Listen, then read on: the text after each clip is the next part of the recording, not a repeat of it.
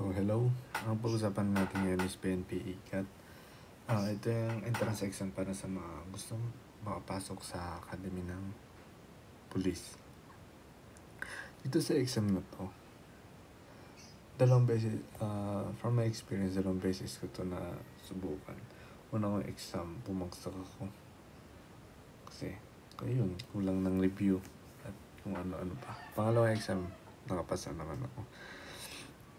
So, based on my experience, dito talaga sa exam na to, halos lahat ng napag-aralan nyo from elementary to high school, nandito. Ano ba yung mga yun? Ito yung mga yun, no? Yan yung mga yun. Mga communication skills, mga grammar, mga ganon. Lalo yung mga grammar na yan.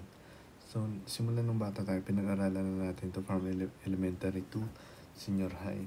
Halos lahat ng mga lumalabas dito is mga pahapyaw lang. Mga papyaw sa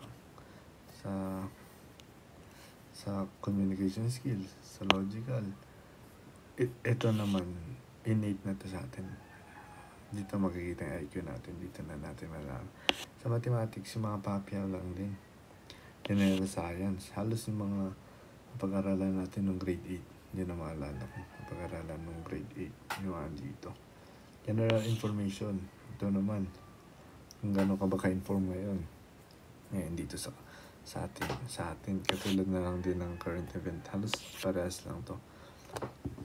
Halos parehas lang yan. So, punta tayo sa next slide natin is communication skills. Ito mga subtopic ng communication skills. Una-una, grammar. So, grammar. Ano ba yung grammar na yan? Ano ba yung grammar na yan? So, kung mag-exam ka, hindi mo alam tong mga to. Magdasal-dasal ka na. Itong grammar na to, ito yung mga kailan mo gagamitin yung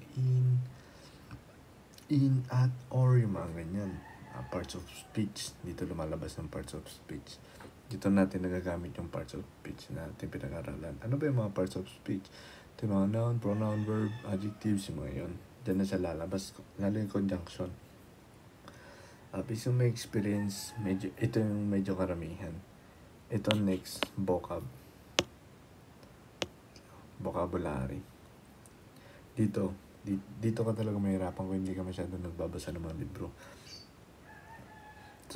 So, ano pang ginawa ko dati? Noong una kong bumagsak, alam ko, dito ako bumagsak sa vocab. Halos lahat ng mga words dun, hindi ko alam. Kasi nakalagay dun kung ano yung similar word, tas ABCD. Wala akong alam. Puro sinakyan ko lang talaga. Kaya bumagsak. No wonder matang bumagsak nung first take. Dito sa vocab, anong ginawa ko? Nagbasa talaga ako ng 10 word per day, 10 words na dictionary. Yun. May awa talaga ang Diyos. Napagbigyan naman. Halos lahat na nabasa ko lumabas din sa vocab. Itong sa reading comprehension naman na to, dito lalabas katulad naman isang paragraph kayong babasahin, tapos tatanungin anong magandang title para dito sa story na to, mga ganun. Ito madali lang, for sure madali lang. Ito naman sa paragraph organization, dito may mga paragraph dyan na jumbled siya, tapos ayusin nyo na lang kung ano yung tamang pagkakasunod-sunod. Mga basic lang yan. Ang kunan nyo na lang siguro dito is yung grammar at vocab. Diyan kayo medyo mahirapan.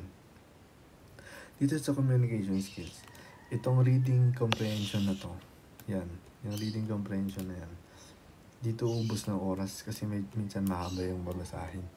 Kaya ang technique na ginawa ko nun is binasa ko muna yung question, then tsaka ako nagbasa ng passage.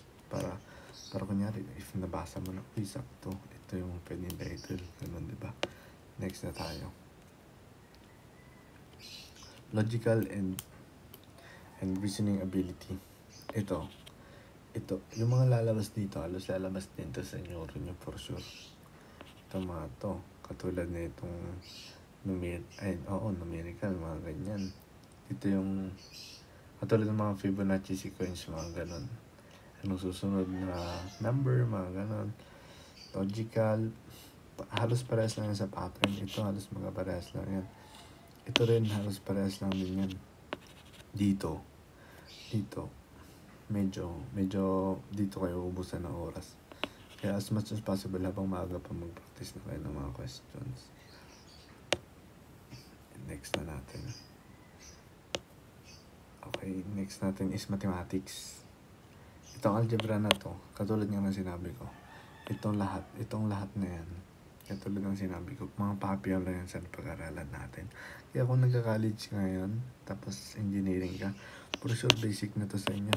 Basic na to ang tatlong na yan. Basic na, lalo itong mga to. Ito sa algebra, ito yung mga finding x. Mga ganyan. Kung anong value ni x. Dito naman sa geometry, madali lang yan. Solve nyo yung area, ganon. For sure, itong tatlo na to, yung tatlong shape na yan, ang kailangan yung i-master talaga yung formula. Ito yung maraming lumabas that time sa akin. 2 exam ko dyan yung halos lumabas. Dito sa triangle, circle, at square, yung tatlo na yan. Memorize nyo yung mga formula nyan.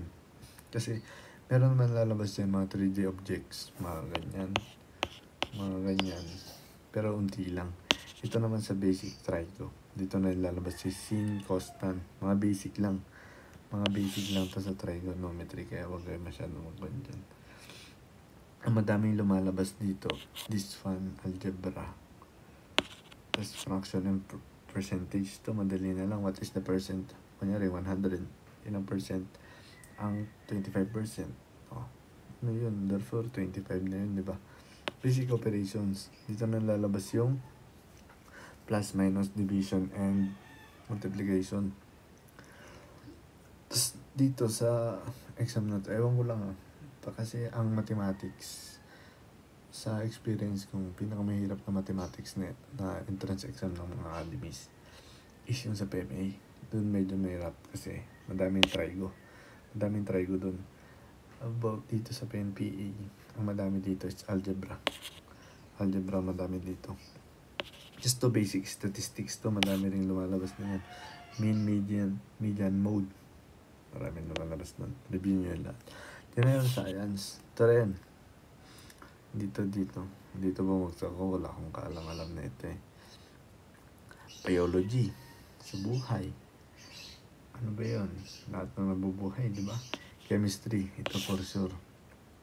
If STEM ka ng grade 11, 12, medyo may papya ko na dito. Medyo alam mo naman na to. Tsaka grade 8, grade 9, pinag-aralan to eh. Chemistry. Magkakuan kayo niyan, mag-a-add, mga ganon. Ng mga elements ba. Sa biology, mga basic lang. Powerhouse of the cell, mga ganon lang. Dito halos parehas na yan. Sa physics naman, dito magsosolve kayo. Dito rin medyo kumakain ng oras pag sa science na. Marami-rami din to. Kaya magkuhan na kayo ng mga formula nyo. Pangalan na ito, i-memorize nyo na. Mga speed, velocity, yun. Halos karami nito is speed. Kung gaano kabilis, mga ganon. Earth science, dito na.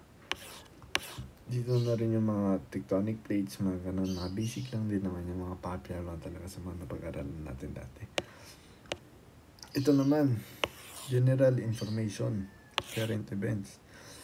Dito sa general information, ang naalala kong question dito, anong full name ni Jose Rizal? Lumabas yun, 2 beses lumabas yun. Yung first kong exam, hindi ko alam. Full name ni Jose Rizal, pangalan ng nanay niya. Kung anong pangalan ng PNP chief ngayon. Mga ganyan. Tapos kung pang ilang presidente na si Marcos, ganun. Sino yung pang 5 presidente. Yun yung lumabas talaga na hindi ko makalimutan dati kasi hindi ko alam yung sagot eh. First exam ko. Tapos nung second exam ko naman, same question pa rin yung lumabas. Hopefully ngayon ganun pa rin.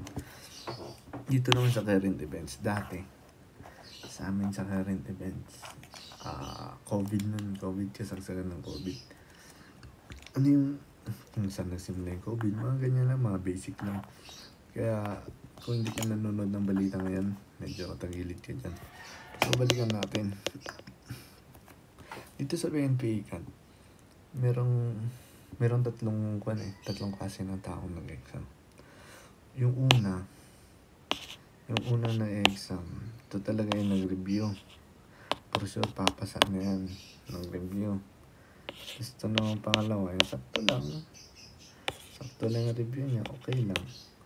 Yung pangatlo, yung walang-wala talaga. Itong walang-wala talaga, umaasa sa dasal. Ako to nung first exam ko, umaasa sa dasal, walang-wala talaga. Kasi nung high school ako, naalala ko noon, lagi ako nagka-cutting ng school. Hindi, halos lumaki talaga ako sa kopya na ng kopya, cheating. Although pumasa nga ako, nakagraduate man ako ng senior high. Pagdating na sa mga gusto kong ganito, makapasok sa academy, bigla ka dun mo masisisi. Kaya ang ginawa ko noon that time, bago ako nag-take ng academies ng mga exam, 3 months talaga, review ko lahat. From grade 5 to grade 12 na subjects, review ko talaga lahat yan. Araw-araw yan, review ko. Yun, napagbigyan, pumasa ako sa 3 academy. Pati yung mga MMA, mall, yung mga yan, NYK, madadali na lang yan. Ang medyo technical talaga na exam para sa akin is PMA. Yan, medyo mahirap talaga yung exam nila. Dito sa PNPA, okay naman. Tsaka sa PMMA, para sa akin yan ang pinakamahirap, PMA. Next is PNPA, pinakamadali is PMMA. Sa 3 tri-academy na yan. So, dito sa 3 taon na to, gusto mo maging ikaw kung sino na. Ever since, ito yung matatalino talaga yan. Wala ka na magagawa dyan. Tapos itong pangalawa, ito naman, may chance to makapasa. Kasi, dito sa mga exam na to, may ranking yan ranking, top 1. Kung sino pinakamataas, top 1. Ganyan. Ang aim mo dapat talaga makapasok ka din sa top 10 na yan. Portion na yan. Kasi dito sa buhay ng aplikante, dito sa pag nag-apply ka sa maging kadete, ito ang pinakamadali is yung exam. Kasi bakit? Diba? Ang dami nga nahihirapan, ang dami umabagsak. Paano ko nasabi ito yung pinakamadali? Pinakamadali ito. Kasi, ito, may magagawa ka pa Pwede ka mag-aral, mag-review. How about pag nag-medical na kayo? If ever, yun, wala ka ng control. Yun ang pinakamahirap medical. Ang dami kong kasama umiyak niyan. Dami kong kasama. Binisig lang nila yung PFT. Itong exam, tataas nila, nasa top sila, pero bumagsak sila sa medical. Ang dami umiiyak dyan. Kaya doon ka na lang talaga mapapadasal. Yun ang pinakamahirap kasi wala kang control. Kaya itong exam na to, first step pa lang to. Itong first step pa lang. Kaya ayusin nyo na. Pero isa to sa pinaka-crucial kasi first step Once na bumagsak ka dito, wala na. Then sa interview, madali na lang yan. Pag nag-review ka talaga ng grammar mo, siyempre, communication skill mo, madali na lang yan. Kaya malaking bagay ang communication skill. Malaking bagay yan. Kasi sa interview, magagamit yan. Tsaka ka na magpalakas kung nakapasa ka na. So, yun lang muna, no? If ever gusto niyo ng mga example na questions, gawa tayo. Yung mga naalala ko talaga lumabas sa exam, comment nyo na lang. Okay?